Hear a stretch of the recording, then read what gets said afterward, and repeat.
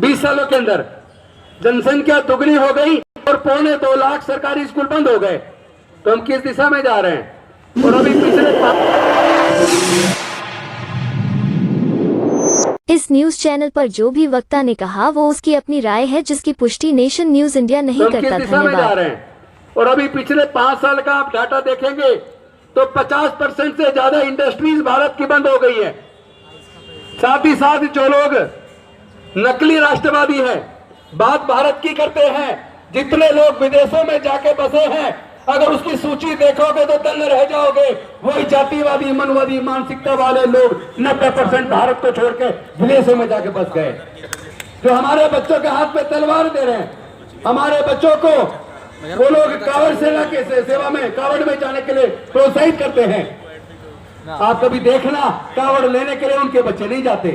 कभी पुजारियों के बच्चे, व्यापारियों के बच्चे, अधिकारियों के बच्चे, नेताओं के बच्चे वहां आपको कांवड़ लेते जाते नहीं मिलेंगे। वो कथावाचकों को सुनते हुए नहीं मिलेंगे, क्योंकि वो सच को जानते हैं। अज्ञानी तो हमारा समाज है। बाबा साहब उनको समझाते समझाते भारत को छोड़कर, पूरी दुनिया को छोड़कर हमें चले गए, लेकिन हमारे लोग पता नहीं क्यों समझना नहीं चाहते। आज स्थिति इतनी खराब है, शिक्षा की वजह से हम लोग थोड़े आगे बढ़े थे।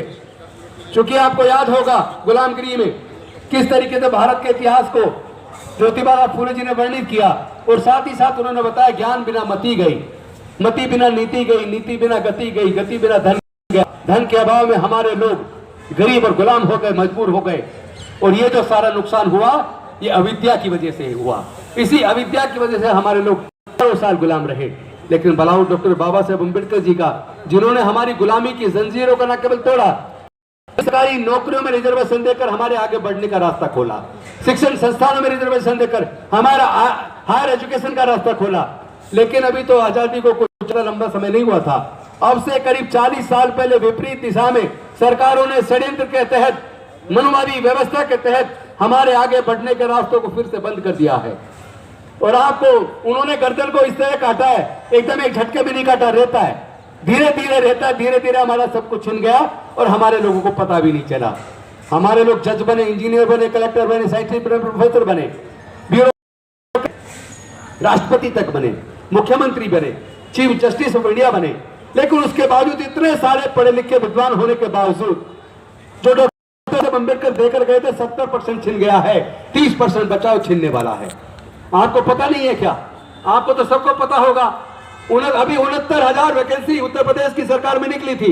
69,000 वैकेंसियों में से बहुजन समाज की, SC, ST, OBC की लगभग 19,000 वैकेंसी वो लोग खा गए। और वहां 500 दिन से ज्यादा हो गए बहुजन समाज के लोग सड़कों पे बैठे नौकरी के लिए, वो टीचर। लेकिन वहां की सरकार गूंगी बहरी सरकार सुन नहीं रही है। अभी एक आंकड़ा जो संसद के अंदर रखा गया, आपको पता होगा, हाई कोर्ट, सुप्रीम कोर्ट के अंदर 650 जजों की भर्ती हुई है पिछले 5 सालों के अंदर। और उन 650 जजों में 490 स्वर्ण जाति के, लगभग 75% स्वर्ण जाति के भर्ती हुए हैं। बाकी के 25% में SC, ST, OBC और माइनॉरिटी, यानी जिसकी जनसंख्या लगभग 90% है, उनके हिस्से में आया 25%। देश की अगर खेती की जमीन बात करें तो वो 90% उन्हीं स्वर्णों के हाथ में है। देश के अगर व्यापार की बात करें तो वो 95% उनके हाथ में है। देश के अगर सारे तमाम संसाधनों की बात करें तो 90% उनके पास है। आपके पास क्या है? आप बार बार कहते हैं कि हम 85% है, 88% है। अरे हमारे लोग ही तो उनकी ताकत बना रहे हैं। आप मुझे बताइए, जब दलितों पर उत्पीड़न होता है, आदिवासियों पर उत्पीड़न होता है, पिछड़े वर्ग पर उत्पीड़न होता है, इन वर्गों की हकमारी होती है, इन लोगों की नौकरियां छीन ली जाती हैं। आपने कहीं देखा RSS, बजरंग दल, विश्व हिंदू परिषद के लोग हमारे अधिकार पे कभी कोई धरना प्रदर्शन करते देखे? कभी आवाज उठाते देखे? किसी जाति का उत्पीड़न के खिलाफ कभी आपने RSS, बजरंग दल, विश्व हिंदू परिषद को बोलते देखा? जब वो लोग हमारे लिए नहीं बोलते तो हमारे लोग उन संगठनों में जाकर उनकी ताकत क्यों बना रहे हैं? हम ही लोग उनको ताकत दे रहे हैं। उनके पास कोई ताकत नहीं है, ताकत हमारी है, वोट हमारा, राज वो कर रहे हैं। हम लोग केवल नारा लगा रहे हैं, जिसकी जितनी संख्या बारी उसकी इतनी हिस्सेदारी होगी। कैसे देगा कौन? जब सत्ता हम उनके हाथों में सौंप रहे हैं। धर्म के नाम पे, धर्म की अफीम पिला के हमें अंधा कर दिया गया है। हमें अपनी आंखें खोलनी होंगी। जब तक हम अपनी आंखें नहीं खोलेंगे तब तक कुछ होने वाला नहीं है। आपको याद होगा, आप देख रहे हो आजकल 3-4 दिन से एक न्यूज चल रही है, हंसदेव जंगल छत्तीसगढ़ के अंदर। अभी अडानी जी को उन्होंने पूरा ठेका दे दिया, पूरे आदिवासियों को उजाड़ के वहां पे करीब 91 हेक्टेयर जमीन पूरी काट के, पेड़ों को 50 से ज्यादा पेड़ काट दिए, उसमें सैकड़ों, कितने उसमें पक्षी मारे गए, कितने घोंसले उजाड़ दिए, कितने घर उजाड़ दिए, कितने जानवरों के घर उजाड़ दिए, और इतने बड़े पैमाने 50,000 पेड़ काट दिए। आप एक पेड़ काट दो, मुकदमा दर्ज के अंदर मिलोगे। क्या हो रहा है देश के अंदर? कौन लड़ाई लड़ेगा आपकी? आपने देखा होगा अभी पिछले दिनों एक विवेक बिंद्रा का एक बयान आ रहा था, वो कह रहा था कि इंटेलेक्चुअल केवल ब्राह्मण में पैदा होते हैं, सभी आप इधर और सत्ता और शासन चलाने की क्षमता क्षत्रियों में होती है, व्यापार करने की क्षमता ये वैश्यों के अंदर होती है, और शूद्र और अछूत है उनके बारे में वो कह रहा है, बाकी जो लगभग 88% है उनके बारे में वो कह रहा है कि वो केवल असिस्ट कर सकते हैं, वो -1 तो हो सकते हैं पर नंबर 1 नहीं हो सकते। शर्म आती है ऐसे लोग सोच पर। यही सब तमाम मनवादी लोगों की सोच यही है। सच्चाई यह है कि अगर इंटेलेक्चुअल की बात करें तो भारत में डॉक्टर बाबा साहब अम्बेडकर के मुकाबले वाला कोई इंटेलेक्चुअल पैदा नहीं हुआ। और शासन चलाने की अगर बात करें तो सम्राट अशोक, हमारे इस बहुजन समाज से निकले सम्राट अशोक लेके म्यांमार से काबुल कंधार तक, उससे भी आगे तक पूरा भारत बौद्ध में था। पूरे दुनिया को शांति मानवता का संदेश भारत से सम्राट अशोक ने दिया। एक ही राजा पूरी दुनिया में जिसके नाम के सामने महान लगता है, महान सम्राट अशोक। तो आप कैसे कह सकते हैं कि आपके पास काबिल नेतृत्व तो नहीं है? आप याद करते हैं उत्तर प्रदेश का शासन बहन कुमारी मायावती जी मुख्यमंत्री होती थी, आज पूरे देश के अंदर जिस तरह का जुल्म उत्पीड़न है, अन्याय अत्याचार बढ़ा है, जुल्म बढ़ा है, और जिस तरह क्राइम बढ़ा है, अभी एनसीआरबी का डाटा है, क्राइम के मामले में उत्तर प्रदेश ने सबको पीछे छोड़ दिया। और उसी उत्तर प्रदेश की जब बहन कुमारी मायावती मुख्यमंत्री थी, आज की सरकारों में रहने वाले लोग और व्यापारी और साथ में ब्यूरोक्रेट और आम जनता कहती है उनसे अच्छा शासन किसी का नहीं रहा। इसका मतलब हमारे लोगों में शासन चलाने की भी क्षमता है, हमारी काबिलियत का कोई मुकाबला नहीं है। जब हमारे लोगों को अवसर मिला है, हमारे लोगों ने अपनी काबिलियत साबित की है। आप याद करिए बाबू जगजीवन राम जी को, वो चीज रहे वहीं उन्होंने बेहतरीन काम किया। आप याद कीजिए पासवान जी को, रामविलास पासवान जी को, जिस विभाग में रहे वहीं उन्होंने बेहतरीन काम किया। इसका मतलब हमारे लोगों के अंदर काबिलियत है, क्षमता है, उनको अवसर मिलना चाहिए। जब अवसर मिलता है हम अपनी काबिलियत और योग्यता साबित करते हैं। ये ईवीएम अपने आप में साथ एक बहुत बड़ा घोटाला है। हम एक मांग करते हैं इस मंच के माध्यम से, ईवीएम के अंदर जो वीवीपैट की पर्ची है, वो पर्ची वोटर को मिलनी चाहिए और वहां पे बैलेट बॉक्स होना चाहिए। वो पर्ची अपनी लेकर अपने बैलेट बॉक्स में डाले और बाद में ईवीएम की गिनती के बाद उन पर्चियों की भी गिनती कराई जाए, ताकि सच दूध का दूध और पानी का पानी हो सके। क्योंकि ये तो सरकारें सत्ता में है, ये अपनी काबिलियत से नहीं है। हम जानते हैं यहाँ धोखा होता है, यहाँ पे ब्यूरोक्रेट्स का इस्तेमाल होता है। जो आदमी जीत गया उसको डिक्लेयर कर दिया, सिर्फ उसका सर्टिफिकेट जीत का नहीं मिला, और उसके बाद जो हार बीजेपी का, उसको हार को जीत में तब्दील करके जीता घोषित करके उसका सर्टिफिकेट दे दिया। ऐसे अनेकों ऐसे उदाहरण उत्तर प्रदेश के अंदर भी और बिहार के अंदर भी देखने में आए हैं। इसका मतलब आप जानिए, जब जर्मनी के अंदर केवल 2 लोगों ने कोर्ट के अंदर केस डाला कि हमें ईवीएम पे भरोसा नहीं है, हम जिसको वोट देना चाहते हैं हमें पता ही नहीं लग रहा हमारी वोट वहां जा रही है, वहां पे सुप्रीम कोर्ट ने वहां पे बैन कर दिया ईवीएम को। और जिन देशों ने ईवीएम बनाई है उन देशों ने ईवीएम पे भरोसा नहीं किया, ईवीएम को हटा दिया, वहां पे वोट बैलेट पेपर से होता है। तो हम मंच के माध्यम से निवेदन करते हैं भारत की सरकार से कि आप बैलेट पेपर से चुनाव कराइए, और या अगर आप ईवीएम से करा रहे हैं तो उसमें जो पर्ची निकलती है वो वोटर को दीजिए और साथ में बैलेट बॉक्स डालिए, वो पर्ची उसमें डाले, और जब ईवीएम की गिनती हो जाए उसके बाद पर्चियों की भी गिनती कर उसका 100% मिलान कराया जाए। साथ ही साथ देश के जितने प्राकृतिक संसाधन है, जल जंगल जमीन, कोई अपनी मां के पेट से पैदा नहीं हुआ, उसमें हमारे लोगों को हिस्सेदारी भागीदारी चाहिए। देश के तमाम प्राइवेट सेक्टर में हमें रिजर्वेशन चाहिए। क्यों चाहिए? लोग कहते हैं प्राइवेट सेक्टर में रिजर्वेशन नहीं हो सकता। क्यों नहीं हो सकता? आपको याद होगा माननीय सुप्रीम कोर्ट का जजमेंट आया था अब से कुछ साल पहले। उन्होंने कहा कि जितने भी प्राइवेट स्कूल है जो सरकारी जमीन सस्ते दाम पे लेके खुले हैं, उसमें उनको 25% ईडब्ल्यूएस और डीजी कैटेगरी को देना पड़ेगा। तो वही सिद्धांत जो पब्लिक स्कूल पर लागू होता है, उनको सारी जमीन मिली है। तो मैं कहना चाहता हूं जितने बड़े उद्योगपति हैं उनको भी सरकार से सस्ते दाम पे जमीनें मिली हैं।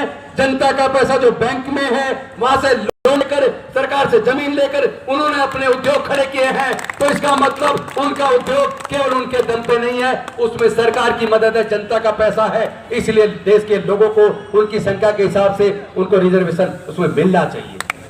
साथ ही साथ हमारी मांग है जितने भी विभाग हैं उसमें रोस्टर हमेशा रोस्टर बनाया जाता है, मेंटेन किया जाता है। हर एक रोस्टर को मेंटेन करने के लिए एक लाइसेंस ऑफिसर एसएसटी का होता है, लेकिन मैं देख रहा हूं बहुत सारे विभागों में लाइसेंस ऑफिसर या तो है नहीं या ऐसे आदमी को चुन के बनाया जाता है जो उसका ध्यान नहीं रखता। तो रोस्टर की सूची हर साल जारी होनी चाहिए, प्रॉपर रोस्टर हर विभाग वार, हर पोस्ट वार मेंटेन होना चाहिए, ये भी हम लोग मांग करते हैं। और इसके साथ साथ देश में जो बंजर भूमि है उसको सरकार खेती योग्य भूमि बनाकर, हमारे जिनके पास खेती में नहीं है वो किसी भी जाति धर्म को, उनके अंदर समान रूप से उसको वितरित किया जाए। साथ ही साथ सरकारों ने जो ठेकेदारी प्रथा ला के हमारे लोगों की नौकरियां छीन ली है, पूरे देश में ठेकेदारी प्रथा है। लगभग 4.5 करोड़ सरकारी नौकरी केंद्र सरकार और राज्य सरकारों की है, लेकिन एक साजिश के अनुवादियों ने सरकारों के माध्यम से और यहाँ तक कि 5th पे कमीशन में फोर्थ क्लास एम्प्लॉयमेंट को पूरी तरह बैन करके आउटसोर्स कर दिया। ठेके पे भर्ती होती है, वो ठेकेदार जो भर्ती करता है पहले तो भर्ती करता है, पैसे लेता है, उसके बाद उनकी तनख्वाह का 40% हर महीने खा जा रहा है, क्योंकि उसका एटीएम उसी के पास रहता है। और तीसरा, उनका पीएफ और ईएसआई वो उनके अकाउंट में जमा नहीं करता, फर्जी सर्टिफिकेट डिपार्टमेंट में लगा के अफसरों को ले देकर उनसे मिलीभगत होती है, वो उनका पूरा पैसा खा जाता है। तो इसको ठेकेदारी प्रथा को अविलंब पूरी तरीके से खत्म किया जाए। और साथ ही साथ मैं कहना चाहता हूं, जो सरकारी संस्थान सरकारों ने बेच दिए, उनके पीछे से हमारे लोगों की जो नौकरियों के रास्ते बंद हो गए। मैं कहना चाहता हूं, अगर इंदिरा गांधी जी के समय पर जब सारे बैंक और सारी इंश्योरेंस कंपनियां प्राइवेट होती थी, अगर इंदिरा गांधी जी ने उस वक्त सारे बैंकों का और सारी इंश्योरेंस कंपनियों का राष्ट्रीयकरण किया था, अगर उस वक्त राष्ट्रीयकरण किया जा सकता था तो आज भी राष्ट्रीयकरण किया जा सकता है। जो जो सरकार ने बेच दिया, चाहे वो इंडियन रेलवेज हो, चाहे वो आईटीडीसी के होटल हो, चाहे वो एमटीएनएल बीएसएनएल हो, या उसके साथ एयरपोर्ट हो, या बंदरगाह हो, या एयर इंडिया हो, जितने भी विभाग बेचे हैं उन सबका राष्ट्रीयकरण किया जाए, और राष्ट्रीयकरण नहीं है वहां पे रिजर्वेशन लागू किया जाए। ये सारी मांग हम सरकार के सामने करते हैं और ये साथ पे भेज दी जाएगी। इसके साथ साथ एक मांग वर्षों से चली आ रही है, वो है ओल्ड पेंशन स्कीम। देश के अंदर जो लोग सरकारों में नौकरी करते हैं उनको पेंशन की स्कीम हुआ करती थी, सरकारों ने साजिश के तहत न्यू पेंशन स्कीम लाके पुरानी पेंशन स्कीम को बंद कर दिया, और नई पेंशन स्कीम एक धोखा है। हमारे पूरे देश के अंदर दोबारा से ओल्ड पेंशन स्कीम को लागू किया जाए।